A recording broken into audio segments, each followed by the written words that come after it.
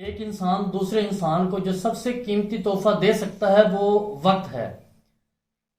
آپ کسی کو کوئی بھی قیمتی چیز دے دیں تو گھوم پھر کے کتنا بھی آپ جو ہے اس کو قیمتی تحفہ دے دیں تو اس کا گھوم پھر کے جو ہے وقت کے ساتھ تعلق ہے۔ آپ نے یا میں نے ایک چیز لی 5,000 روپے کی 1,000 روپے کی، میں نے اسے تحفہ دی۔ اب وہ جو تحفہ ہے وہ پیسوں سے آیا ہے۔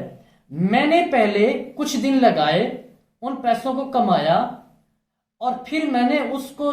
کنورٹ کیا تحفے کے اندر، پھر میں نے اس کو تحفہ پیش کیا۔ پہلے وقت جو ہے وہ لینا پڑتا ہے، ٹھیک ہے، پھر اس وقت میں کام کرنا پڑتا ہے، پھر اس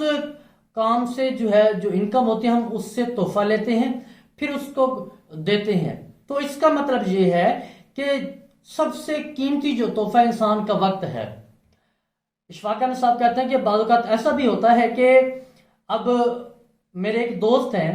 ہاسپٹل کے اندر، تو وہ ایڈمٹ تھے، تو میں بہت بیزی تھا، تو میں نے کہا کہ ایک پھولوں کا گلدستہ لیتا ہوں اور ان کے ہاں بھیج دیتا ہوں۔ تو انہوں نے کہا کہ ٹھیک ہے، یہ میں نے ان کے ہاں تحفہ تو بھیج دیا،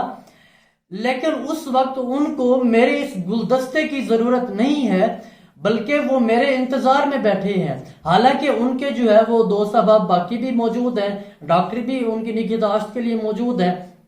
لیکن ایک کرسی پہ ان کو میرا انتظار ہے، ان کو میرے وجود کا، میرے لمس کا انتظار ہے، ان کو میری صورت کا انتظار ہے کہ میں جاؤں ان سے چند باتیں کروں اور ان کا حال احوال پہنچوں۔ تو بعض دفعہ آپ کے ان کے تحفوں کی ضرورت نہیں، بلکہ آپ کا ہونا ضروری ہوتا ہے۔ اور اشفاق احمد صاحب کہتے ہیں کہ میں ایک دفعہ اپنی بہو کو لے کے گیا، میری بہو جو ہے وہ درس لینے جاتی تھی، تو میں ان کو لے کے گیا جہاں پہ درس دیا جاتا ہے۔ تو جیسے ہی میں نے ان کو وہاں پہ چھوڑا تو آتے ہوئے میں نے جو درس دیتی تھی ان کا ایک جملہ سنا، وہ کہتی کہ میری بچیوں، میری بہنوں،